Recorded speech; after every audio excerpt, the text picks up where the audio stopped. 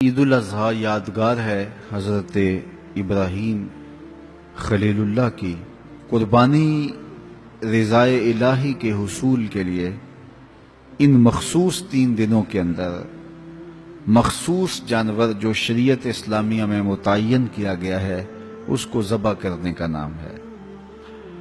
یہ بات ذہن میں رکھیں کہ عیب سے جانور پاک ہونا چاہیے۔ فقہا نے ایک سیدھا سا ضابطہ بیان کیا ہے، عیب وہ ہے جس سے منفعت یا جمال زائل ہو جائے۔ جو جانور آپ نے خریدا تو وہ ذبح کے وقت عیب دار ہو گیا، گرا، ٹانگ ٹوٹ گئی تو کوئی ایسا واقعہ پیش آ گیا، ذبح کے وقت جو عیب ہے وہ عیب شمار نہیں کیا جائے گا، تو اس کو یوں ہی ذبح کر دیا جائے گا۔ جو جانور ہے وہ فربا ہو، موٹا ہو، تازہ ہو تو وہ افضل ہے۔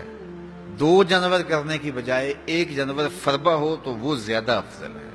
شریعت اسلامیہ نے صاحب نصاب پر قربانی واجب کی ہے۔ نصاب وہ ہے جو ہمارے ہاں زکوٰۃ کا نصاب ہے، یعنی 52 تولے چاندی یا 7.5 تولے سونا، یا اس کی قیمت زکوٰۃ کے نصاب میں قمری سال گزرنا شرط ہے، لیکن یہ جو قربانی اور صدقہ فطر ہے اس میں سال گزرنا شرط نہیں ہوتا۔ ان عید کے 3 دنوں کے اندر ایک لمحے کے لیے بھی کوئی مالک نصاب ہو گیا تو اس کے اوپر جو ہے وہ قربانی واجب ہوگی۔ پھر قربانی ہر اس شخص پہ واجب ہے جو مالک نصاب ہے۔ بعض اوقات گھر کے اندر کئی افراد مالک نصاب ہوتے ہیں تو سب پہ واجب ہوگی۔ قربانی واجب آپ نے ادا کر لی اور اپنی طرف سے نفلی بھی دینا چاہتے ہیں تو یہ بھی آپ کو اجازت ہے۔ ہمارے آقا و مولا نے ایک قربانی اپنی طرف سے، ایک قربانی اپنی امت کی طرف سے پیش کی، تو اگر امتی اپنے آقا کی جانب سے قربانی پیش کرتا ہے تو یہ اجر و ثواب کا باعث ہے۔ 3 حصے کر کے دوست احباب کے لیے، غرباء کے لیے اور اپنے لیے تقسیم کر لیں تو یہ قربانی کی روح کے مطابق ہے۔ سارا اگر خود استعمال کرنا چاہیں تو بہرحال اس کی بھی اجازت ہے، لیکن قربانی کی روح کے منافی ہے۔ جس کو گوشت لگتا ہے اس کو کھال بھی لگتی ہے۔ جس طرح گوشت آپ خود بھی کھا سکتے ہیں تو کھال خود بھی استعمال کر سکتے ہیں، یعنی آپ کھال کا مسلح بنا کے گھر رکھ سکتے ہیں، کھال کو اپنے گھر کی کسی ضرورت میں جو ہے وہ لا سکتے ہیں، لیکن قربانی کی کھال بیچ لیں اور اس کی قیمت اپنے مصرف میں لائیں یہ نہیں کر سکتے۔ قربانی کی کھال اگر بیچ لی ہے تو اس کے پیسے صدقہ آپ کر سکتے ہیں، کسی دوست کو دے سکتے ہیں، کسی غریب کو دے سکتے ہیں۔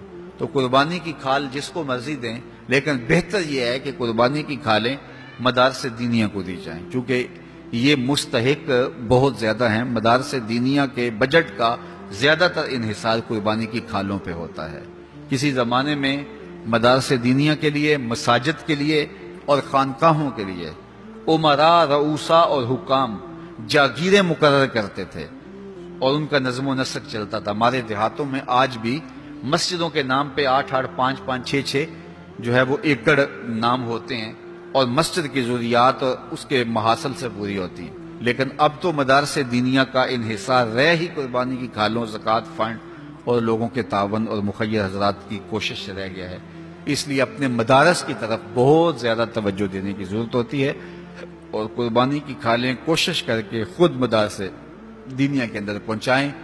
اور آپ کے سامنے جامعۃ المصطفیٰ ایک ایسی درسگاہ علمی ہے کہ جس کے فیضان سے ایک زمانہ متمتع ہو رہا ہے اور یہاں سے نکل کر اطراف و اکناف عالم کے اندر جو ہیں وہ لوگ پھیل رہے ہیں اور فائدہ پہنچ رہا ہے۔ اللہ کا شکر ہے، یہاں سے جانے والے پیغام کو مسلم بھی قبول کر رہے ہیں اور غیر مسلم بھی قبول کر رہے ہیں، تو یہ اللہ کا فضل ہے، اس پر ہمیں شکر ادا کرنا چاہیے۔ اور کتنے مسلمانوں کی اصلاح ہوئی ہے اور کتنے لوگ فائدے میں گئے ہیں، تو یہ ایک اللہ تعالیٰ کا بڑا فضل ہے اور اللہ تعالیٰ کا بڑا ہی کرم ہے کہ کتنے لوگوں کو یہاں سے فائدہ ہو رہا ہے۔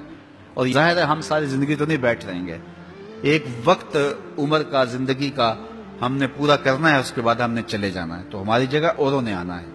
تو یہ دارالعلوم اگر زیادہ سے زیادہ لوگ پیدا کرے گا تو زیادہ لوگوں کو فائدہ پہنچ سکتا ہے۔ تو اس لیے نہ صرف قربانی کی کھالیں بلکہ اس ادارے کے ساتھ آپ کا ہر طرح کا تعاون درکار ہے۔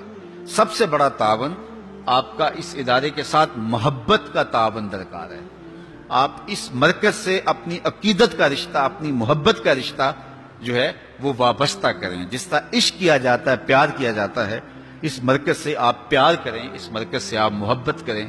یہ مرکز ہماری عقیدتوں کا مامن اور مسکن ہونا چاہیے، چونکہ اس سے بہت سارے لوگوں کو فائدہ ہو رہا ہے، اور غیر مسلم بھی اسلام کے دامن میں آ رہے ہیں، اور مسلمان عمل کی راہوں کے مسافر ہو رہے ہیں، اور یہاں سے صاف سیدھا اور پیارا سا پیغام پوری دنیا پہ پہنچ رہا ہے.